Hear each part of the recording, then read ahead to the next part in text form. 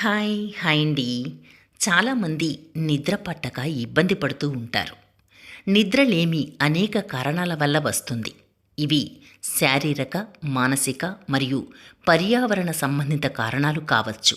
అవేంటో తెలుసుకుందామా? బరువు ఎక్కువైనా నిద్ర పట్టదు.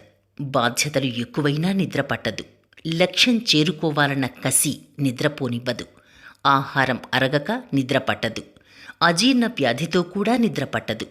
ఆహారంలో మసాలాలు తిన్నా, వేడి చేసే వస్తువులు తిన్నా కూడా ఇదే పరిస్థితి.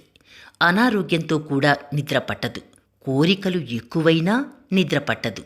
అలాగే మానసిక ఉద్రిక్తత నిద్రను ప్రభావితం చేస్తుంది.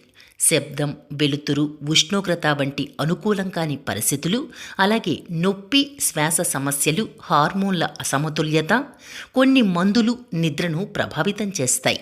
డిప్రెషన్, ఆందోళన సమస్యలు, రాత్రి సమయంలో పనిచేసేవారు సాధారణ నిద్ర ప్యాటర్న్ను పాటించలేరు. అలాగే ఆల్కహాల్ లేదా కాఫీ వంటి ఉత్సాహపరిచే పదార్థాల అధిక వినియోగం కూడా నిద్రలేమికి కారణమవుతుంది. నిద్రకు ముందు భారీగా భోజనం చేయడం, తగినంత శారీరక శ్రమ లేకపోవడం, పడుకునే ముందు ఎక్కువసేపు ఎలక్ట్రానిక్ పరికరాలు వాడటం, వయస్సు పెరిగే కొద్దీ నిద్ర నమూనాలు మారవచ్చు.